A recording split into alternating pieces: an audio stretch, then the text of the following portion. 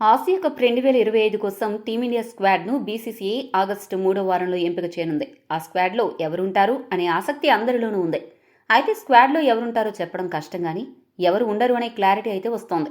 ముఖ్యంగా ఓ 9 మంది స్టార్ ఆటగాళ్లకు జట్టులో చోటు దక్కడం కష్టంగా కనిపిస్తోంది. ఈ 9 మందిలో కొంతమందికి 100% అవకాశం దక్కదు. మరికొంతమందికి 50-50 ఛాన్సెస్ అని చెప్పొచ్చు. మరి ఈ లిస్టులో ఎవరెవరున్నారో ఇప్పుడు మనం చూద్దాం. ఈ లిస్టులో ఉన్న మొదటి ఆటగాడు యశస్వి జైస్వాల్.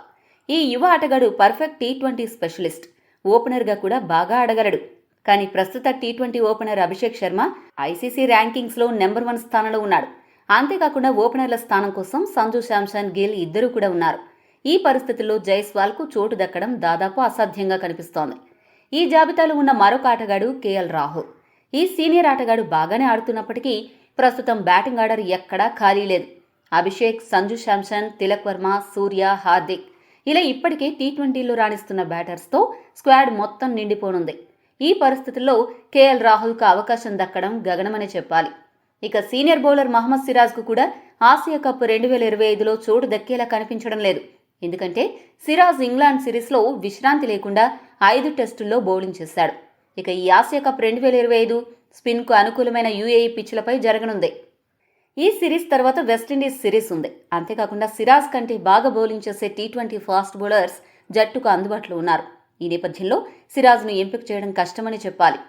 టీమిండియా టీ20 క్రికెట్లో భవిష్యత్తు ఆశాకిరణంగా కనిపించిన రవి బిష్నోయ్కు ఆసియా కప్ 2025లో చోటు దక్కదు అనే క్లారిటీ అయితే వచ్చేసింది. ఎందుకంటే కుల్దీప్ యాదవ్, వరుణ్ చక్రవర్తి, సుందర్, అక్సర్ పటేల్ ఉండగా రవి బిష్నోయ్కు ఛాన్స్ ఇచ్చే అవకాశమే లేదు. ఇక ఒకప్పుడు టీమిండియాలో ఒక మెరుపు మెరిసిన మహ్మద్ షమి ప్రస్తుతం కంబ్యాక్ ఇవ్వడానికి గట్టిగా ట్రై చేస్తున్నాడు. కానీ అతడి ఫిట్నెస్ ప్రస్తుతం అంత గొప్పగా లేదు. ఐపీఎల్ 2025లో ఘోరంగా ఫెయిల్ అయ్యాడు.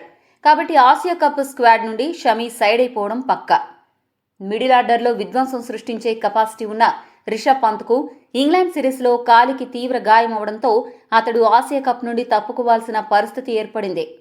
ఇక fast bowling allrounder Nitish Kumar Reddy England సిరీస్లో జిమ్ చేస్తున్న సమయంలో గాయపడ్డాడు. అతడి గాయం కూడా తీవ్రమైనది కావడంతో అతడు కూడా ఆసియా కప్ సెలెక్షన్కు అందుబాటులో ఉండడం లేదు.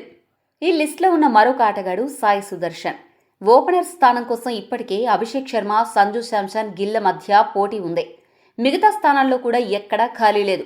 ఈ పరిస్థితుల్లో సుదర్శన్ను పక్కన పెట్టడం తప్ప బీసీసీఐ సెలెక్టర్స్కు వేరే ఆప్షన్ లేదు. ఈ మొత్తం జాబితాలో ఉన్న షాకింగ్ పేరు శ్రేయస్ అయ్యర్. ఈ సీనియర్ ఆటగాడు బాగానే ఆడుతున్నాడు.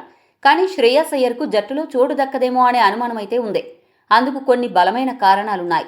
ఇప్పటికే సంజు శాంసన్, అభిషేక్ శర్మ ఓపెనర్స్గా సెట్ అయ్యారు. గిల్ను కూడా ఖచ్చితంగా ఆసియా కప్కు ఎంపిక చేస్తారని వార్తలు వస్తున్నాయి. దీంతో గిల్ 1 డౌన్ బ్యాటర్గా వచ్చే అవకాశం ఉంది. 4వ స్థానంలో సూర్య ఉన్నాడు.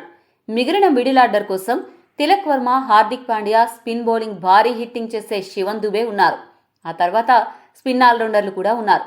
ఈ నేపథ్యంలో అయ్యర్ను ఎక్కడ అడ్జస్ట్ చేయాలి అని బీసీసీఐ సెలెక్టర్లు తలపట్టుకోవడం ఖాయం. అయితే అయ్యర్ ఎంపిక అవ్వాలి అంటే ఒకే ఒక ఆప్షన్ ఉంది. అదేంటంటే ఒకవేళ ఆసియా కప్ 2025 తర్వాత ఉన్న బిజీ షెడ్యూల్ను దృష్టిలో ఉంచుకుని గిల్ను గనుక ఎంపిక చేయకపోతే అప్పుడు శ్రేయస్ అయ్యర్కు అవకాశం దక్కుతుంది. మరి సెలెక్టర్ల మధ్యలో ఏముందో వేచి చూడాలి. ఈ 9 మంది ఆసియా కప్ 2025కు ఎంపిక అవ్వరా, లేక ఎవరైనా ఎంపిక అయ్యే అవకాశం ఉందా? మీ అభిప్రాయాన్ని కామెంట్ చేయండి. మరిన్ని స్పోర్ట్స్ అప్డేట్స్ కోసం మా ఛానల్ను సబ్స్క్రైబ్ చేసుకోండి.